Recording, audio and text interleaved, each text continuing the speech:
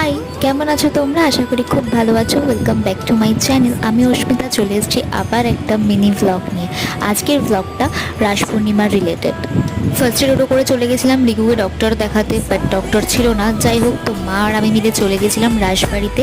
এখানে খুব সুন্দর রাস সাজিয়েছে, আর এটা দেখলেই আমার ছোটোবেলার কথা মনে পড়ে যায়। আমি, দিদি, আমার পিসির মেয়েরা, সবাই ভাই বোনেরা মিলে আমাদের বাড়িতে ছোট্ট একটা রাস সাজাতাম।